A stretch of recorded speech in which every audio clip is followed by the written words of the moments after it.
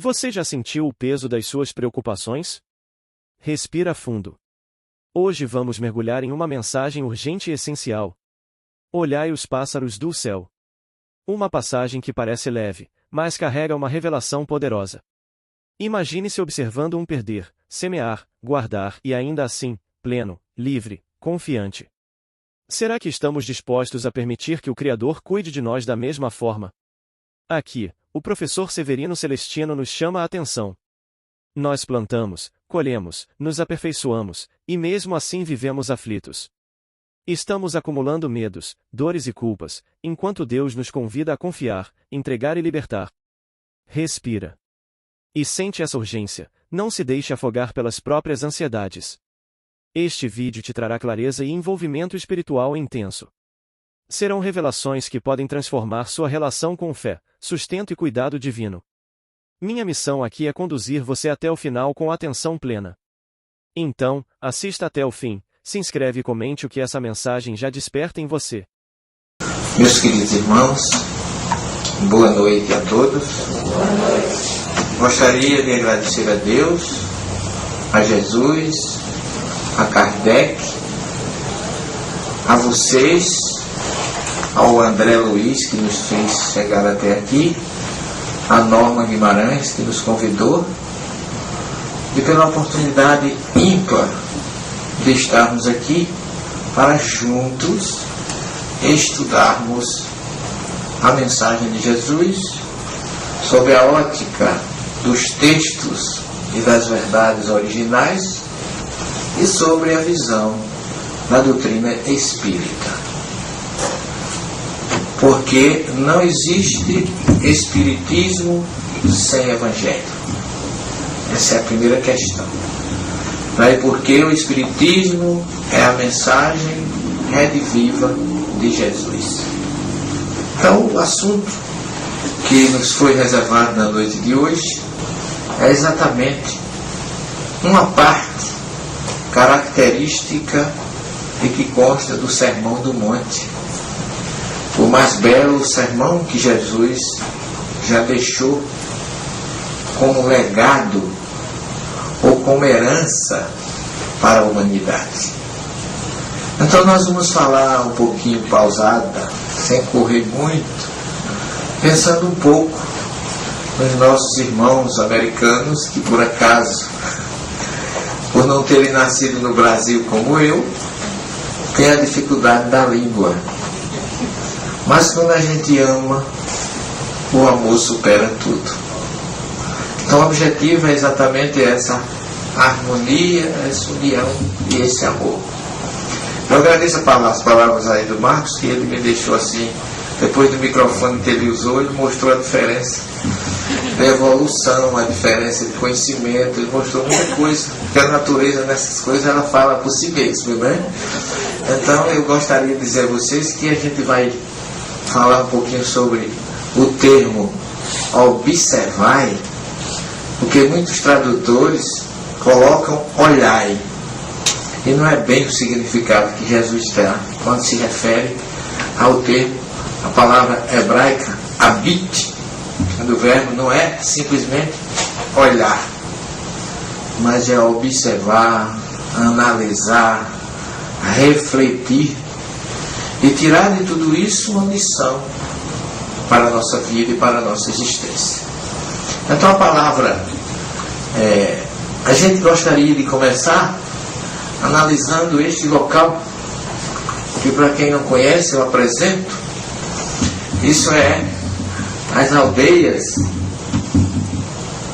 de Cafarnaum, que é uma palavra hebraica que vem do nome Kifar, que é aldeia, e Nahum, que é o nome do profeta, secretário de Daniel, que no cativeiro, depois do cativeiro da Babilônia, trouxeram o povo para Israel e eles iniciaram a chegada em Israel por aí.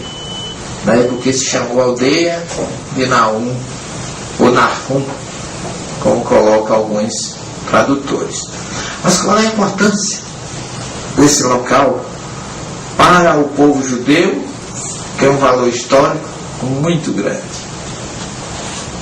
Para nós cristãos, tem um valor histórico e espiritual. Porque o profeta Isaías, ele fala no seu capítulo 9, que uma grande luz desceria sobre o povo que estava em trevas. Só que antes de ele dizer isso, ele diz assim: terra de Zabulon e Naftali, sobre vós descerá uma grande luz, e o povo que vivia em trevas viu esta luz. Ele disse isso há 750 anos antes da chegada de Jesus entre nós. Que mediunidade fantástica, que mediunidade fabulosa.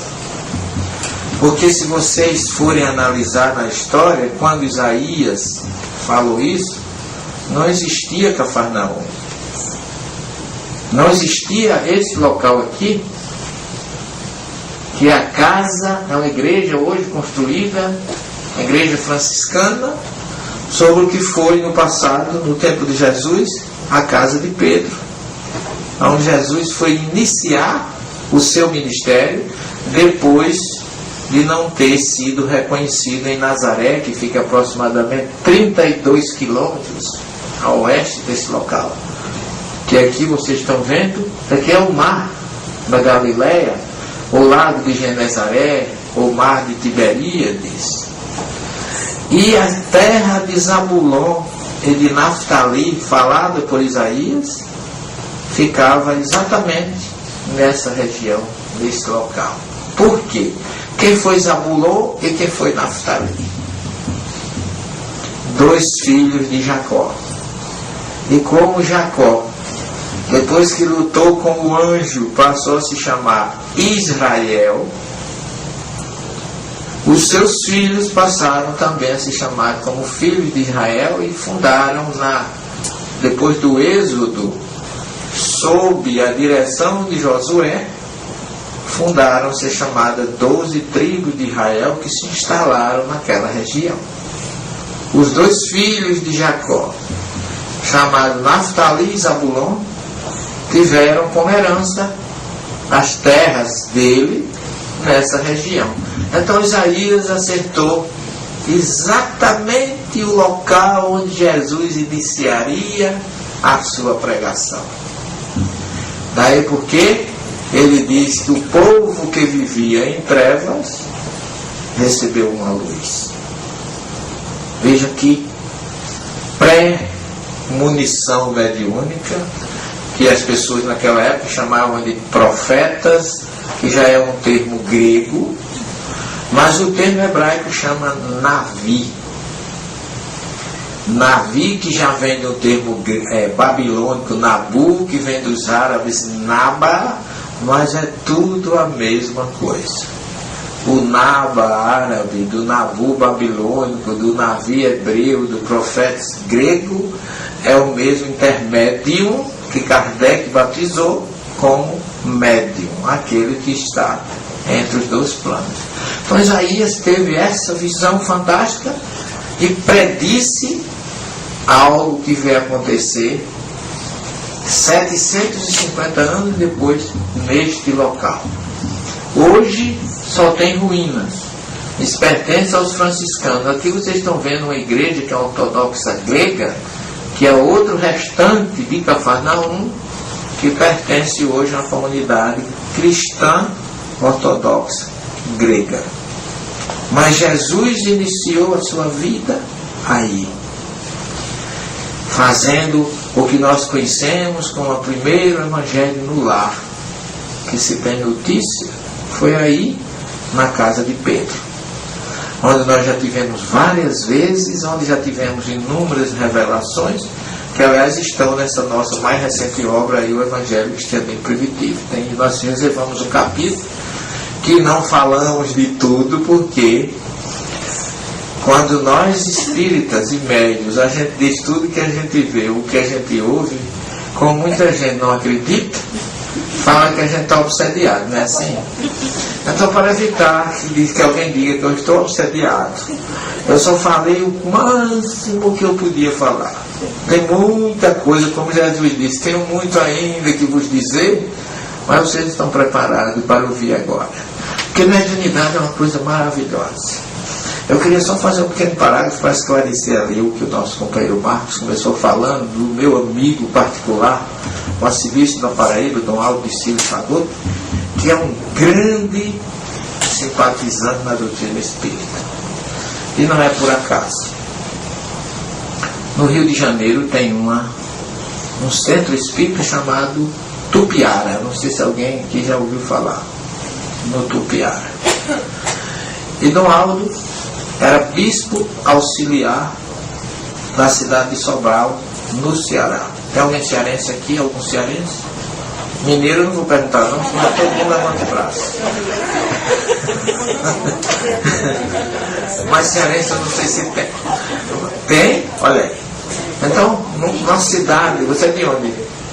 Minha mãe é cearense. De onde? Que cidade? Baturité. Essa daí já fica um pouquinho mais distante de Sobral. Mas ele era bispo de lá.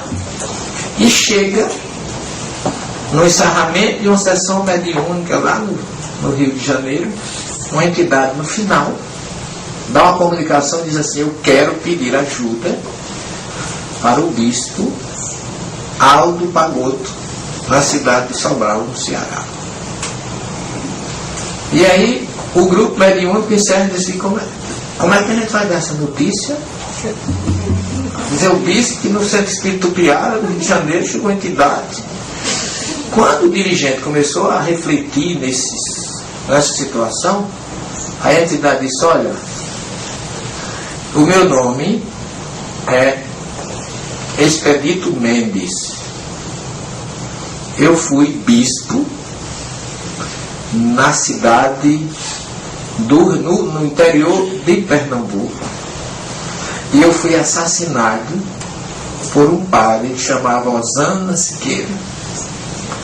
Esse padre me assassinou, foi preso, foi condenado, cumpriu prisão e agora ele está numa fazenda lá perto da cidade que eu fui assassinado, e ele na próxima semana ele vai ser assassinado. Então esta é a senha que eu deixo para vocês. Se acontecer, vocês procuram o bispo. Se não, vocês fiquem calados. Mas ocorreu que exatamente na semana seguinte, o padre Osando de Siqueira foi assassinado. Em casa. E aí o pessoal de agora não tem como esconder mais. Mas como é que vai ligar para o bispo? Quem vai ligar? Eu não ligo. Alguém ligou e quem atendeu? O secretário da Santa Casa de Misericórdia, Ricardo, que é espírita, e era secretário do padre José Linhares, que era o padre da Santa Casa, diretor da Santa Casa. E a notícia chega a Dom Aldo dessa história, e ele ficou surpreso, porque ninguém sabia, nem ele sabia que em Sobral tinha muito da família do bispo que foi assassinado no Expedito. E esse assunto saiu nos jornais, foi em 1957, que aconteceu mais ou menos, o ano foi 57, e todo mundo sabia da história. E aquilo soou com muita... E por que ele estava querendo ajudar ao bispo?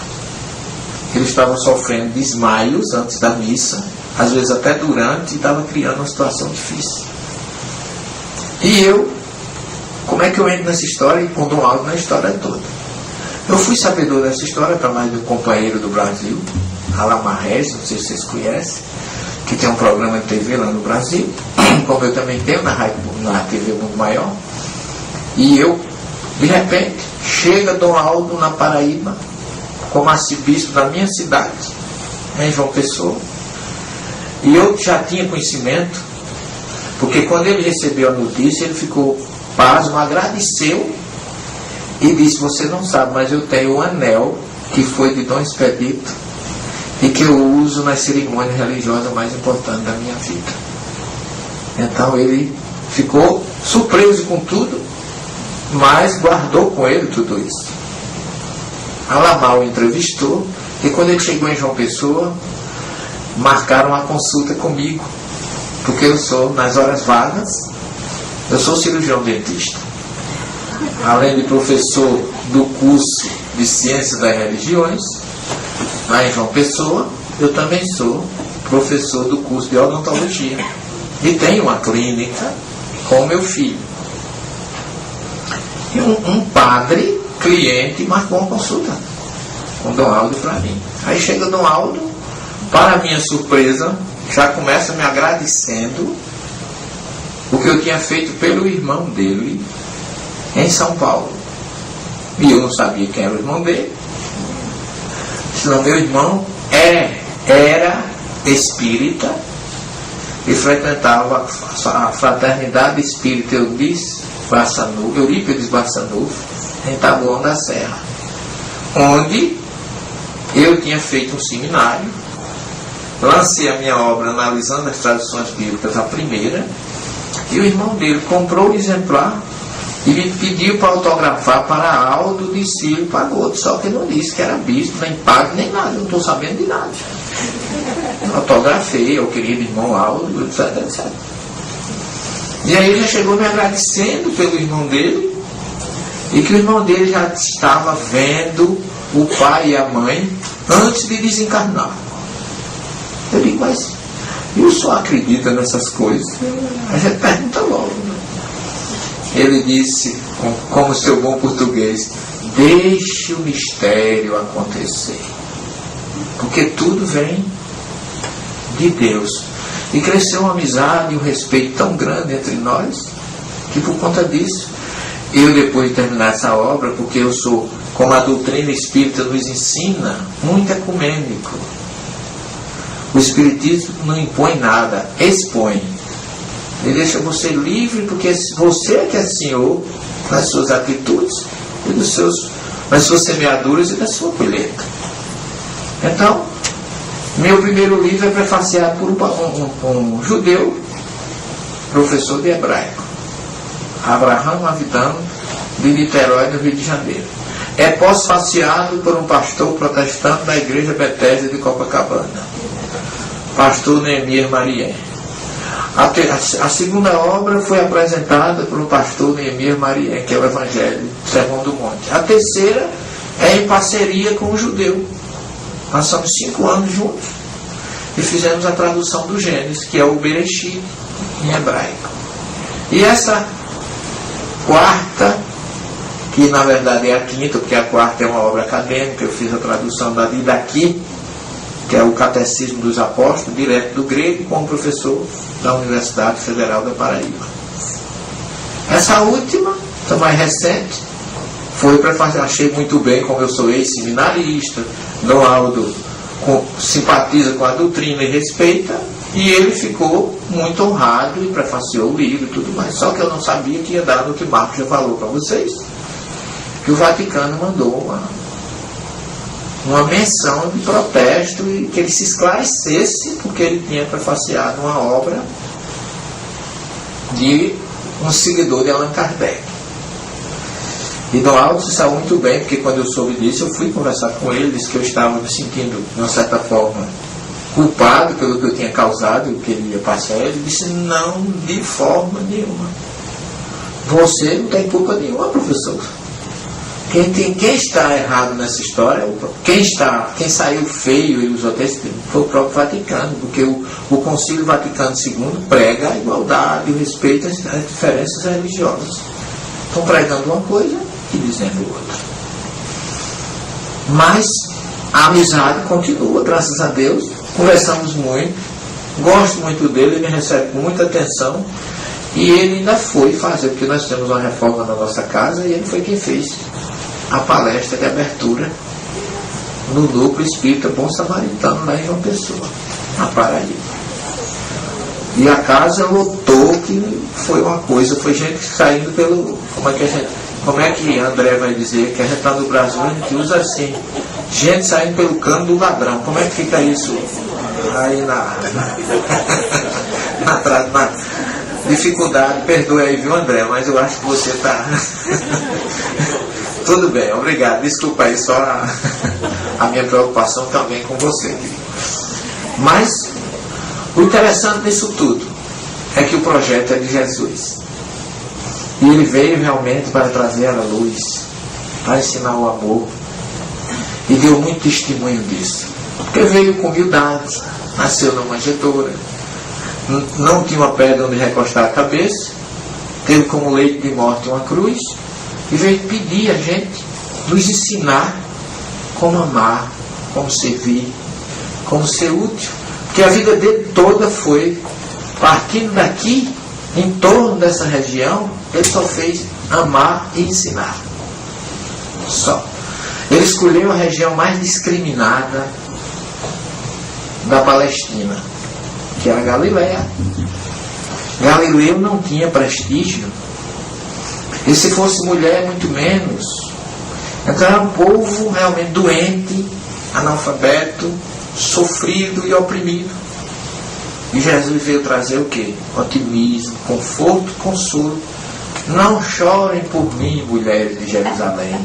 Já estava a caminho da cruz e ainda estava consolando aqueles que se preocupavam com ele.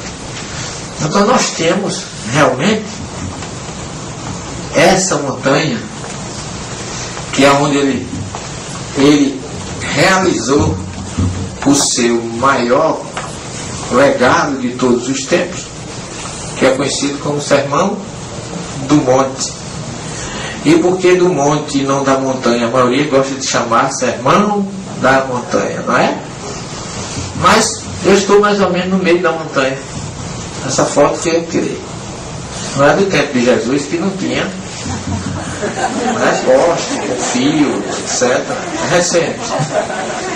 Então não poderia ter nada disso. Mas aqui, olha, exatamente onde ele sentou, segundo Mateus, tem hoje uma igreja muito bonita. E daqui você avista toda o mar da Galileia, você avista Tiberíades, Magdala, avista Cafarnaum, avista Tábega, onde ele multiplicou os pães, e avista também o local onde ele convidou todos os seus discípulos. Isso aqui, podemos dizer o seguinte, que este local, juntamente com esse anterior que nós vimos, com esse aqui, daqui saiu a semente espiritual do Evangelho para o mundo. Então, se existe um farol espiritual que nós podemos considerar, é esse aqui. E que eu não resisto, eu nunca consigo chegar aí sem precisar de um lenço. Porque nós espíritas conhecemos a chamada telecinesia. O que é isso?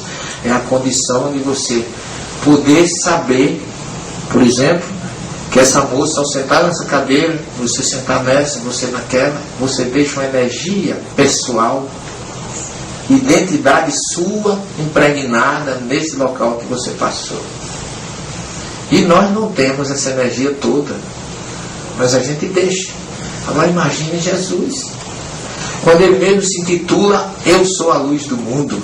O local onde ele foi anunciado, lá em Nazaré, onde o anjo anunciou a vinda de Jesus, a igreja de Nazaré hoje, a igreja em homenagem à Anunciação, em cima da torre da igreja tem um farol, simbolizando que ali chegou a luz do mundo, porque ele mesmo se intitula Eu sou a luz do mundo, lá em João 8,12. Então aqui, gente, tem grandes faróis e de grandes ensinamentos. Esse sermão, ele tem 3 capítulos, onde ele começa falando das bem-aventuranças, das consolações. O outro ele fala, capítulo 6, da caridade e da justiça. E o 7º ele traz conselhos para a vida. Não julgueis e não sereis julgados.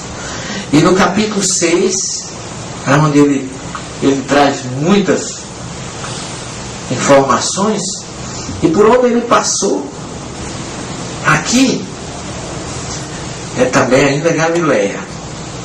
Mas para quem não conhece, essa bela montanha de 603 metros acima do vale do Esdraelon, é onde Jesus realizou vamos dizer assim, a mais sublime das reuniões, o mais sublime dos encontros entre os dois planos, o material e o espiritual. Foi aqui que Jesus, nesse localzinho aqui, vocês estão vendo, isso aqui é a torre de uma igreja que se chama Igreja da Transfiguração. Aqui ele recebe Moisés e Elias, que para muitos estavam mortos, mostrando que a morte existe, mas os mortos não. E ele dialoga com Moisés e com Elias. Moisés, que muitos afirmam que condenou a doutrina espírita, o que é uma insanidade, o que é um desconhecimento, porque no tempo de Moisés não existia nem espiritismo. O espiritismo tem 154 anos, completou agora no mês de abril, não é isso? Não existe a palavra espiritismo na Bíblia, o tempo foi criado por Allan Kardec. Então, se Moisés tivesse tido alguma pretensão de condenar esse fenômeno, ele teria revogado aqui, porque ele mesmo veio falar com Jesus. Então acabaria aí então qualquer proibição nesse sentido. E se ele tivesse proibido, era mais um registro de que só se proíbe o que existe. E como existe e ele não proibiu, na verdade ele quis regulamentar. Tentar impedir o abuso, em vez do uso. E o que a gente tem deduzido é mais isso. Sem falar na tradução literal, porque lá no Deuteronômio 18 fala em Vel Doresh El Hametim, em hebraico, que significa e aqueles que exijam algo dos cadáveres, não é dos mortos, porque o que Deus coloca em nós quando a gente reencarna é o Nefesh. E Moisés não fala de Nefesh, nem de Nechamar, ele fala de cadáver. Por quê? Porque cadáver não fala, e como o cadáver não fala, o povo balançava os mortos para pedir informações. Aí sim, estavam mortos. Mas nós espíritas não falamos com mortos. E às vezes eu encontro alguns pastores protestantes que vêm jogar isso na minha cara. Mas vocês espíritas conversam com mortos. Eu digo, meu irmão deve estar vendo algum engano. Porque os espíritos que chegam às nossas casas estão tão vivos e tão cheios de dificuldades, que se ele disser que ele está morto, ele morre de novo de susto. Porque ele chega com N dificuldades, trazendo coisas e solicitando de nós ajuda, proteção. Então você vai dizer que um cara que está vivo, cheio de problema, que ele está morto, ele vai dar um susto, não vai? Pode matar o rapaz pela segunda vez. Então, isso que mostra que morte, o fenômeno morte existe, e mortos não. E é isso que a doutrina ensina para nós.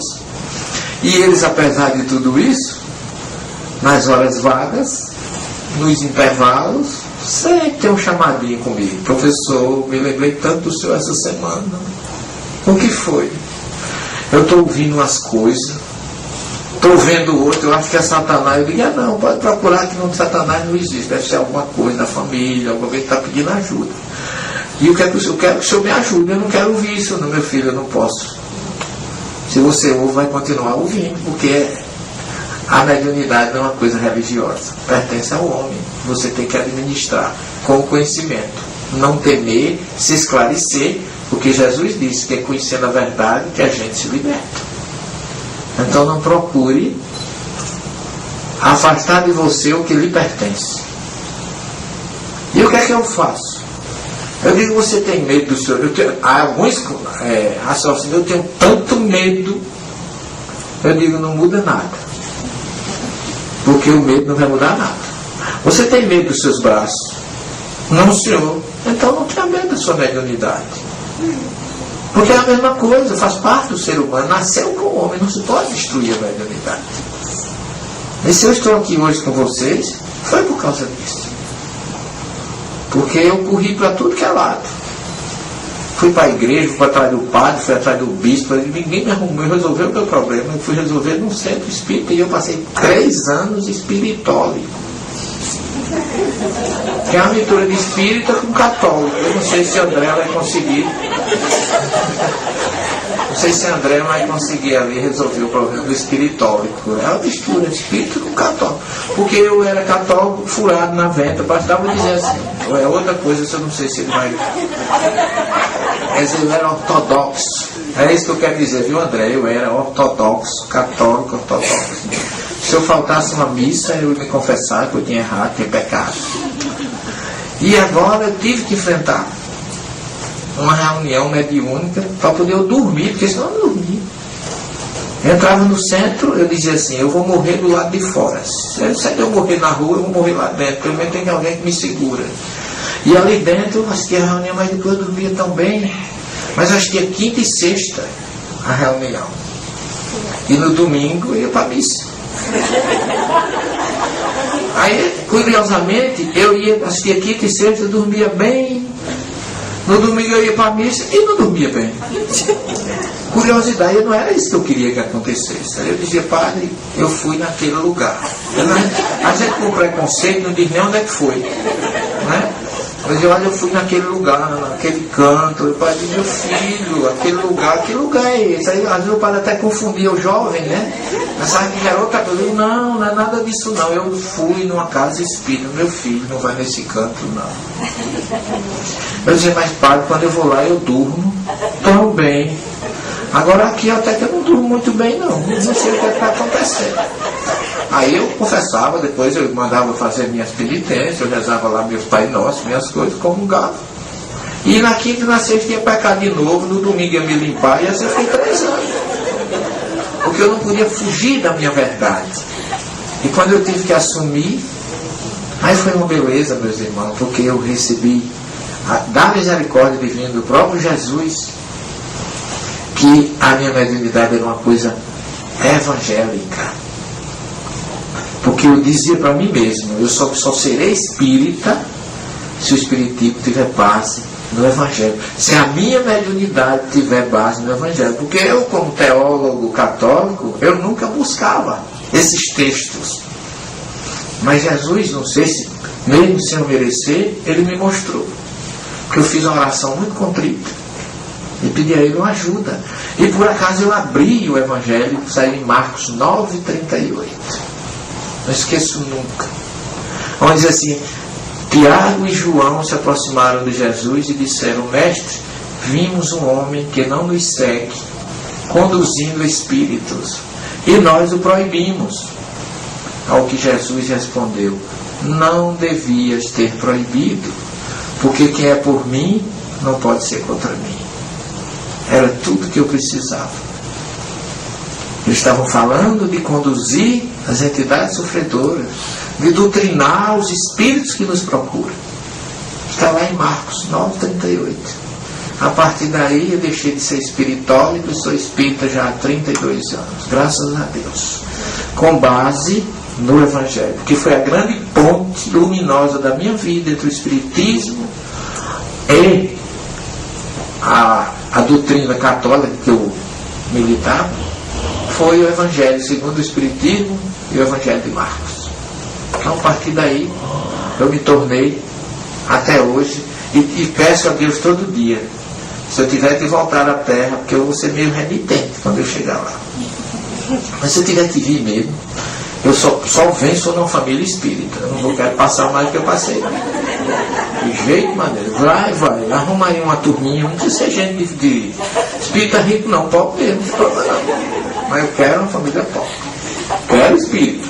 Porque, olha, eu vou dizer a você, não quero nem contar a minha história, que dá um romance. Mas Jesus chega no famoso sermão e diz pra gente. Ó, no hebraico está dizendo aqui eu já fiz a transliteração. Habitu, que é do verbo mabit no presente, olha, mas aqui é no sentido de observar. Of, que é ave, Hashamayim, dos céus. O que é a grande receita depois dele falar que a gente não deve ter, ele fala primeiro de todas as exortações para a gente não desistir nas dificuldades. Depois ele cobra que nós somos sal da terra e luz do mundo, que realmente somos importantes, porque a gente não tem ideia do quanto Jesus se preocupa conosco. Ele quer que a gente reflita exatamente sobre isso. E ele não está dizendo que é ele, embora seja ele, porque Emmanuel mostra na obra Caminho da Luz Jesus assumindo a direção do planeta Terra, e ele coloca isso para nós. Depois de falar que a gente é sal da terra e luz do mundo, ele começa a dizer assim: de que vale o homem acumular tesouros na terra, onde a traça e o ferrugem destrói, onde os ladrões levam? Armazenem tesouros nos céus. Mas o tesouro aqui não é o tesouro material, é o tesouro das boas obras, é o tesouro do perdão, do amor, da fraternidade, da caridade, porque ele dedica, depois de falar de tudo isso, ele dedica um capítulo sobre caridade e justiça, porque os sermões são 5, capítulos 5, 6 e 7. Depois que ele mostra tudo isso, aí ele diz assim: não vos preocupeis com o dia de amanhã. É uma receita contra o estresse, porque a gente sofre por antecipação. E como sofre? Sofre de graça, porque a gente sabe nem se vai viver amanhã. Não é assim? E ainda somos muito mal agradecidos. Se a gente tem uma duplicata para pagar, que vence amanhã, e hoje a gente tem 90% do valor, a gente não agradece os 90% que tem, não. A gente lamenta os 10% que falta. Como se o Deus que nos deu os 90 não pudesse dar mais 10. E a gente começa a se descabelar, não é assim? A sofrer, a se estressar. Quem de vós, por mais que tenha condições financeiras, pode acrescentar 1 minuto na sua existência?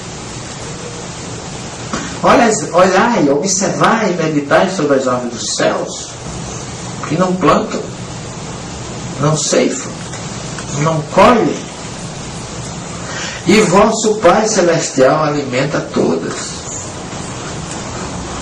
Se alimenta. Olha os lírios dos campos. Não sei se vocês conhecem a que lírio Jesus se refere, mas em Israel tem, quando está em setembro, outubro, vem a primeira camada, vamos dizer assim, de frio do deserto, aquele vento, vem a primeira chuva, aí nasce o lírio do campo. É lindo, ele cresce, fica bonito, belíssimo. Só que Israel não tem madeira. Israel, assim como o Egito, tem 90% de deserto, só 10% de área. E sobretudo a área da Judéia. Aquele lírio que é bonito, que nem Salomão, com todos os seus tesouros, se vestiu como um deles. Aquela beleza do lírio que é alimentada, ele hoje é adornado, ornado, embelezado por Deus, e amanhã ele seca. Se só quando ele seca, ele é queimado, porque não tem madeira, eles usam para assar pão, usam no forno. Naquela época de Jesus usavam muito mais, que não tinha a tecnologia que tem hoje. E ele diz assim: se Deus ornamenta ou embeleza um lírio do campo que hoje está tão belo e amanhã vai ser queimado, quanto mais vocês. E Jesus usa uma expressão hebraica muito interessante. Ele diz assim: Kitaná emuná, que significa pequenos da fé, anões da fé. Nós somos pequenos na nossa crença, na nossa fé em Deus. A gente ainda é muito inseguro. E Jesus está todos os tempos mostrando, ele usa a própria natureza como lição de ensinamento. Se você olhar os sermões dele, tudo tem uma conotação com a cultura, com a agricultura, com a vida cotidiana. O semeador, essa parábola do semeador, que vocês conhecem tão bem, que a gente usa tanto na doutrina, a parábola do semeador, ainda hoje, 2000 anos depois, tem gente que acha que Jesus está ensinando a plantar, que Jesus é um agrônomo. Tem que adubar a lavoura, não pode plantar na beira do caminho, tem que plantar no chão. Entende aquilo literalmente, como se fosse um ensinamento de como plantar uma semente. E não é isso que Jesus está nos ensinando. Então ele lamenta que a gente, mesmo vendo tudo isso, não observe a natureza, que é onde está a grande receita, o grande livro de Deus, é a natureza. Quem sabe ler a natureza, não precisa de cultura. Eu vi uma vez uma leitura de bordo, uma questão interessante, que um grupo queria plantar, um grupo de engenheiros agrônomos queria plantar na Amazônia trigo,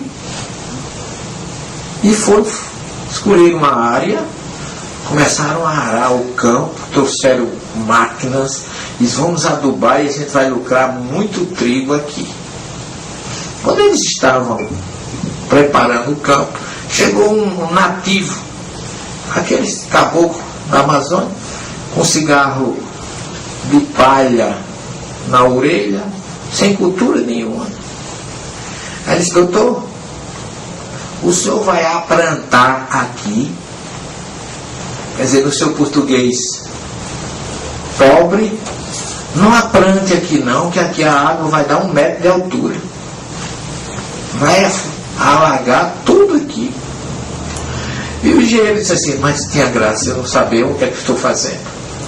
Eu já analisei o solo e etc, e não vou ceder ao recado desse caboclo, não, eu vou plantar. E plantou. Adubou. Disse que o trigal estava uma maravilha. Não deu outro. Veio o inverno e a água deu 1 metro de altura, exatamente 1 metro. Cadê o caboclo? Chama o rapaz. O que é que aconteceu? Ele chegou e disse: eu não disse que o senhor não plantasse. Não havia nem falar que o verbo era plantar. Eu não disse que o senhor não plantasse aqui. Disse: como é que você sabia que a água aqui ia dar 1 metro, sem medir, sem nada? Ele disse: doutor, o ovo do caramujo. O caramujo, aonde ele põe, a altura dele para baixo, 1 centímetro, a água chega. Era alguém que sabia ler a natureza. Alguém que conhece caramujo, eu disse alguma coisa que não. É porque eu fico com medo, de repente estou falando um nordestinês aqui, ou paraibanês, piorou ainda, né? Aí vocês podem não entender. Mas é uma espécie de ostra do interior, o caramujo, que ele sobe, e onde ele planta, a água chega bem pertinho. Então o rapaz não fez nada, não precisou de tecnologia nenhuma. Bastou ler a natureza. Eu nasci no interior, dentro da capoeira, da caatinga, da onde eu nasci. Meu pai sabia se o inverno ia ser bom, se não ia ser bom, pelas aves. E meu pai era semi-analfabeto. Mal assinava o nome. Mas as aves dos céus, por ela ele sabia. Pelo canto da coruja, do juriti, do que ele chamava de, como é, meu Deus? Jacu, que é uma ave que tem lá na nossa região. Quando o jacu cantava na serra, ele dizia: aí vem água. Ele sabia que os ratos, os preais, tudo aquilo, ele conhecia tudo. Não consultava nem meteorologia e nunca errou. Né? Por quê? Porque ele meditava. Agora, a meditação, a reflexão sobre as aves dos campos, não é só para saber o que elas querem nos dizer. É para que a gente tenha também o amor, a fraternidade, a organização e a solidariedade dos animais, das aves, das plantas. e da própria natureza, que é fiel em tudo. E Jesus, ninguém sabe onde ele estudou, até hoje. Mas foi um homem que dividiu o tempo, marcou presença. Eu tenho amigos judeus que dizem assim: eu não acredito que Jesus seja o Cristo, ele foi o último profeta, mas eu tenho que reconhecer que este homem é muito forte, porque se eu preencher o meu cheque e não botar 2011, ninguém me paga. E eu sou judeu e eu estou no ano 5.762, mas se eu botar 5.762 no meu cheque, ninguém paga. Eu tenho que respeitar a data depois dele. Então é um homem que dividiu o mundo para todas as nações. Mudou o calendário, mudou o tempo, sem ter estudado em nenhuma escola. Ninguém sabe onde Jesus estudou. Ele já trouxe a sabedoria porque ele era o próprio verbo divino da sabedoria encarnado entre nós, como coloca João no início do seu evangelho. Quem falou mais beleza de Jesus entre nós foi João, que ainda hoje é tão mal compreendido e mal interpretado, porque as pessoas dizem que o verbo que se fez carne foi Deus, que Jesus é Deus, e aí começa toda a dificuldade de entendimento. Jesus nunca disse que era Deus. Isso tem que ficar bem claro. Ele, quando chamado de bom, ele disse: bom é meu Pai que está nos céus, por que me chamar de bom? E ainda deixou em dificuldade Salomé, a esposa de Zebedeu, a mãe de Tiago e João, discípulo de Jesus. Sabe quem é Salomé? Já ouviram falar? Salomé chegou para Jesus e diz assim: mestre, quando tu estiveres no teu reino, eu gostaria que você colocasse o meu filho Tiago à sua direita e o meu filho João à sua esquerda. Repare que mãe e mulher só pedem pouco. Ela só queria isso. O Joãozinho de um lado, Tiaguinho do outro. Coisa de mãe mesmo, né? Que só quer que o filho da gente deixa lá. Isso causou uma ciumeira nos discípulos, ficaram todos revoltados. Mas a resposta de Jesus, a observação dele é fantástica. Quer dizer, se Jesus salvasse alguém, ele poderia ter dito: mulher, tu não sabe o que está pedindo, ele já está tudo resolvido. Mas a resposta dele é desconcertante. Ele diz: mulher, tu não sabe o que está me pedindo. Primeira resposta de Jesus, primeira observação. Segundo, eles podem até estar preparados para beber o cálice que eu vou beber. Agora, sentar à minha direita ou à minha esquerda não cabe a mim decidir, só a meu Pai que está nos céus. Então nem Jesus decidia o lugar. Daí porque ele curou tanta gente, né? As curas dele foram imensas, mas a cura era física e não espiritual. A cura não tira débito. Às vezes eu vejo religiosos aí, os nossos irmãos protestantes: Jesus me curou de uma úlcera. Eu digo: mas o espírito ainda está troncho. Troncho é um termo nordestino, quer dizer, é torto, ainda não está aprumado, né?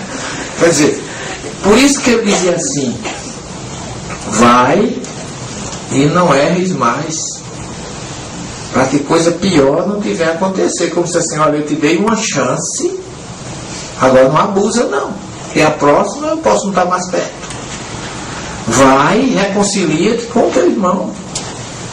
Ele nunca resolveu nada no sentido de dizer assim: você está salvo, vai para casa. Pelo contrário, ele dizia, tinha frases bombásticas como: desta geração será pedido conta do sangue de todos os profetas. Há uma cobrança para tudo que é feito, e Jesus não poderia ensinar diferente. Na cruz ele diz: Pai, em tuas mãos eu entrego o meu espírito. Mas tem gente que ainda confunde isso. Lá no horto, acho que eu tenho até umas questões aqui para mostrar a vocês. Quando ele chega lá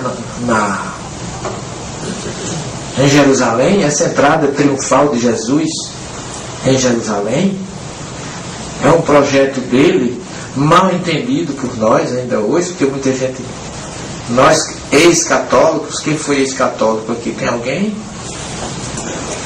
Nossa Senhora, eu vou lutar também, eu também sou. Mas nós católicos, a gente chama essa festa de festa de quê? Não é Domingo de Ramos, né? Quantos dias entre o Domingo de Ramos e a ressurreição, a Páscoa? Quantos dias? Uma semana, né? Ele entrou no Domingo de Ramos e na quinta-feira ele foi preso e na sexta foi crucificado. Uma semaninha, né? Mas não foi não. Essa festa chama-se Festa dos Tabernáculos, que é uma festa que relembra o tempo que o judeu viveu no deserto. Chama Festa de Sukkot, que é plural de barraca, em hebraico é Sukkah, e ocorre, sabe em que mês? No mês de Tishrei, em hebraico, que é o mês de setembro. Então Jesus entrou aí exatamente no dia 22 de setembro do ano 32. Aí passou outubro, novembro, dezembro, janeiro, fevereiro, março, abril. Ele morreu na Páscoa de 33. 7 meses e não 7 dias. O que muda completamente. Qual é a diferença? Tem muita diferença, porque a gente escuta muitas pessoas dizerem: o ser humano é muito volúvel, porque aplaudiu Jesus no domingo e na quinta já estava pedindo sua condenação. Eu já ouvi muita gente dizer isso. E Jesus aqui, quando ele entra, que ele é ovacionado, que as pessoas dizem em hebraico Hoshianá, que significa salva-nos por favor, ou Hosana, como a gente escuta, o povo não estava pedindo salvação espiritual, não. Estava pedindo que salvasse os romanos, que era quem oprimiam eles estavam com medo, sentindo oprimido. Então essa é a primeira coisa que a gente desconhece. Tem outra coisa importantíssima aqui, que muita gente fala, que eu sempre defendo a verdade por onde eu passo, que Jesus chicoteou os vendilhões do templo. Já escutaram isso? Muita gente diz, já teve gente que dizer que Jesus chicoteou, quanto mais eu. Quer dizer, quando é para fazer o que não é certo, todo mundo já usa Jesus como parâmetro. Mas primeira coisa, eu acho que um homem que veio pregando a paz, a justiça, a fraternidade, o amor, a igualdade, não teria um gesto dessa natureza. Eu conheci Chico Xavier, tive a felicidade de conviver, de apertar a mão do Chico, de beijar a mão do Chico, e eu nunca vi Chico Xavier ter um gesto de desamor com quem quer que seja. Ou alguém viu. Na história da vida dele não tem. E Jesus tem. Mas eu desde menino, que uma das coisas que me fez ser expulso do seminário é porque eu pegava muito no pé do meu diretor espiritual, porque eu sempre quis saber o porquê das coisas. Ainda hoje eu continuo atrás dos porquês. E a segunda coisa que eu sempre disse e digo, Jesus nunca fez isso. Alguém colocou isso no Evangelho. E comecei e descobri uma coisa fantástica. Eu estive agora mesmo, não faz um mês que eu estava em Israel. Passamos a semana da Páscoa lá. E no sábado, chova ou faça sol, em Israel, ainda hoje, em Jerusalém, ninguém faz nada. Ainda hoje. Pra vocês terem uma ideia, no hotel onde eu estava hospedado, no Jerusalém Gold, eu subi para tomar um café. Aí falei com o rapaz: moço, eu queria, por gentileza, um café. Ele disse: hoje Expresso não sai porque não pode se apertar o botão da máquina, que é sábado. Eu digo: ô gente, se o senhor quiser nesse café, tem, porque a gente esquenta a água, pode esquentar água e usando café, mas apertar botão, elevador é programado para subir e descer isso aí. Ninguém tocava o botão. Eu entrei com a minha mulher no elevador e quando eu fui pegando o botão, o judeu: não pode. Por quê? Porque é sábado. Na sexta-feira, porque o sábado começa na sexta, com o pôr do sol. Na sexta-feira, de 4 horas da tarde, ele já não achou mais nada Porque a gente está querendo comprar um pão diferente, porque lá nessa época só tem o pão ázimo. E o pão ázimo é um pão que realmente tem gosto, sabe de quê? De nada. Porque não tem sal, não tem tempero, não tem fermento. Os brasileiros do nosso grupo batizaram aquele pão de azulejo assado. E a sensação é que você tem, está comendo um pedaço de azulejo assado. Então você chega em Jerusalém, hoje, 2011, você não compra um pão no sábado. Agora eu pergunto, Jesus entrou com esse grupo aí no sábado. Onde é que tinha vendilhões no templo, se ainda hoje não tem? Ele expulsou quem? Primeiro, se tivesse, nem no templo entrava. Tem que ser do lado de fora. E do lado de fora, no sábado, não tem ninguém. Então alguém colocou essa história para justificar alguma coisa, uma inverdade, que a doutrina espírita hoje já me dá autoridade, pelas minhas pesquisas, como professor, como pesquisador, de dizer para vocês que Jesus nunca fez isso. Porque isso ele não, mesmo que ele quisesse fazer, não tinha com quem. Porque no sábado não tem ninguém vendendo nem comprando nada. Ainda hoje não tem, imagina naquela época. Então são duas coisas que essa entrada de Jerusalém de Jesus traz para nós. É que eu estou passando para vocês, digam aonde vocês estiverem, com certeza. Jesus nunca chicoteou ninguém. Até na cruz ele pediu perdão para aqueles que o estavam crucificando. Disse às mulheres que não chorassem por ele, mas chorassem por eles. Mulheres de Jerusalém, não chorem por mim, mas chorem por vocês mesmos e por aqueles que vos cercam. Ele chorou sobre Jerusalém, em Monte das Oliveiras, lá no Domus Flevit, porque disse: Jerusalém, Jerusalém, que matas os profetas e apedrejam aqueles que te procuram. Quantas vezes eu quis unir os teus filhos, como a galinha une os pintinhos debaixo das asas, e vós não quisestes. E essas lágrimas de Jesus, meus irmãos, ficou para nós. Ele chorou porque não pôde unir aqueles que ele queria unir. Mas nós espíritas temos o trabalho de provocar essa paz e essa união no mundo, porque nós temos a primeira, a segunda e a terceira revelação para viver e praticar. O judeu não tem, muitos cristãos não têm, mas nós temos. Somos os únicos. Esse é o Monte das Oliveiras, onde ele deixou para nós a sua última oração, uma senha importantíssima, onde ele ora a Deus, o que está lá em João 17:5, deixando para nós a certeza de que ele veio por amor a nós. Pai, chegou a minha hora. Glorifica teu Filho com a glória que eu tinha junto a ti antes que a terra e os céus existissem. Aqui é mundo, mas não é mundo, é terra e céus. Antes que o planeta Terra existisse, ele já estava pronto, junto com Deus, para assumir a nossa responsabilidade. Tem notícia mais maravilhosa do que essa, meus irmãos? E daí porque todo o projeto que existe hoje para nós foi Jesus que planejou. Ele mandou Abraão, Isaac, Jacó, todos os profetas. Depois ele mesmo veio e a gente de costas para ele. E não satisfeito, ainda por misericórdia, nos envia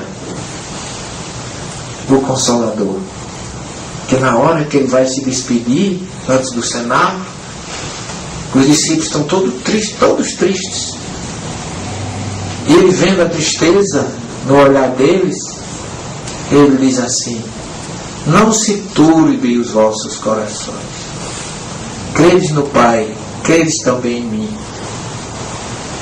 Na casa do meu Pai tem muitas moradas, se assim não fosse, eu teria dito: eu vou preparar o caminho. E eu rogarei ao Pai que vos envie um outro Consolador, o Espírito da verdade, que o mundo não conheceu. mas que vocês se conhecerão, e Ele ficará convosco até a consumação do século. Ele realmente não nos deixou órfãos, porque uma informação dessa é tudo que a gente precisa. A certeza de que Ele, aonde estiver, e que está aqui, porque Ele disse que onde estiver mais de um reunido em meu nome, eu estarei. O que é que falta? Que a gente realmente, meditando como Ele nos orientou sobre as aves dos céus, sobre os lírios dos campos, e sobre toda a natureza, a gente tem a certeza que Deus nos ama e que Ele está pronto para ser útil e para nos ajudar. E que não nos deixou só. E não vai deixar nunca. E aí, realmente, a reflexão, a meditação deixada por Ele, é o que nós precisamos. Fazer como Jesus, que deixava sempre os discípulos e se recolhia para exatamente observar, sintonizar com Deus e trazer toda a energia espiritual que ele precisava, e que ele era uma potência de energia indescritível, provado por onde ele passava. E ele tirava de onde isso? Da sua comunhão com Deus. Nas curas que ele fazia, tem uma passagem lá quando ele pega um cego, lá em Cafarnaum, que ele pega as mãos, segundo Marcos, e inocula energia nos olhos do cego. Ele pergunta: que vês? Ele diz: Senhor, eu vejo os homens como se fossem galhos de árvores. E aí Jesus sente que ele inoculou energia naquele cego, mas não foi suficiente. Que Marcos diz assim: ele reinocula as mãos nos olhos do cego e pergunta: e agora? O que vês? E ele responde: Senhor, eu vejo tudo com muita nitidez. Eu estou vendo tudo perfeitamente. Então Jesus tinha um gradiente de energia que ele ia cedendo aos poucos. Por quê? Porque a energia dele era tão forte que ele não poderia liberar de uma vez. A energia do amor, a energia da fraternidade. Mas ele pediu da gente o quê? Amar uns aos outros. É fácil. A gente pode achar difícil. Agora não vamos dizer nunca que é impossível. Porque Jesus sempre deu exemplo de amor e de carinho pelos mais sofridos e pelos mais humildes. E para encerrar a nossa palestra de hoje, eu quero fechar a certeza de que cada um de nós tem que ter, de que Jesus nos ama, que está pronto a nos servir. Porque tem um episódio no Evangelho de uma mulher que sofria 12 anos de um fluxo de sangue. E vocês talvez não saibam. Para o judeu, se ele tocar numa mulher com fluxo de sangue, ele fica impuro.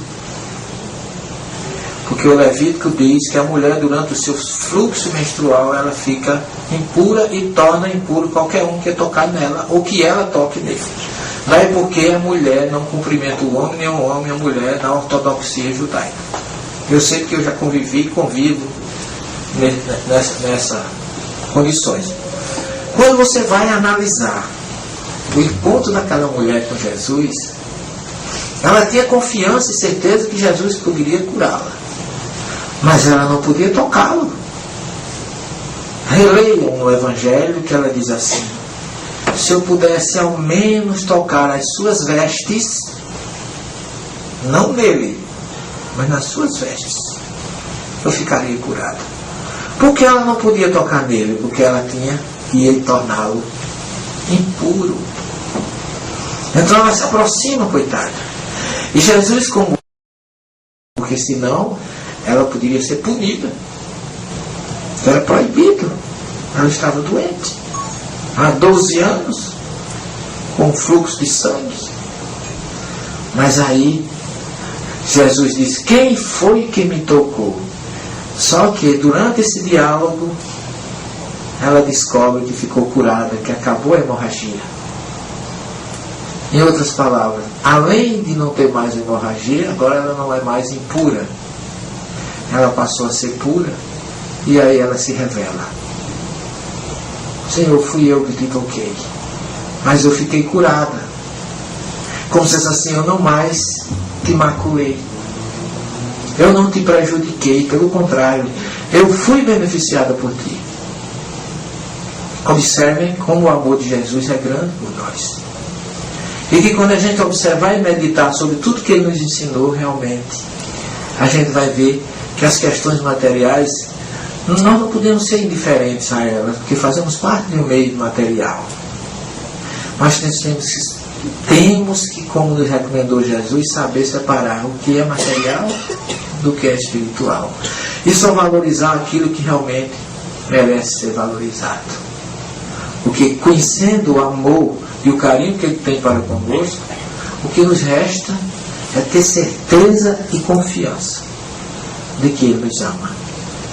E é tudo que a gente precisa. Porque nós temos o Evangelho libertador dele, a racionalidade que Kardec trouxe com a doutrina, que juntando as duas coisas, a gente com certeza vai meditar muito mais sobre as aves, sobre a natureza, sobre até o próprio ciclo solar, que assim como o Sol vai e vem, a Lua vai e vem, nós também vamos e viemos. E cada renascer não é igual ao outro, como diz Emmanuel. Cada um vem carregado de novas experiências, de novos conhecimentos, e que se nós temos trevas hoje, são frutos do passado. Mas as nossas luzes do amanhã deverá ser preparada agora. Então ninguém lamente o tempo perdido. Recomece agora.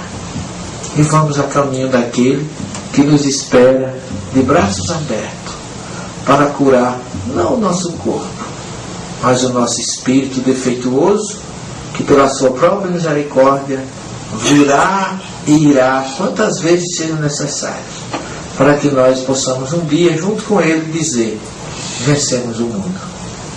Que Ele permaneça em nossos corações. Muito obrigado e até uma próxima oportunidade. Que Jesus fique com vocês.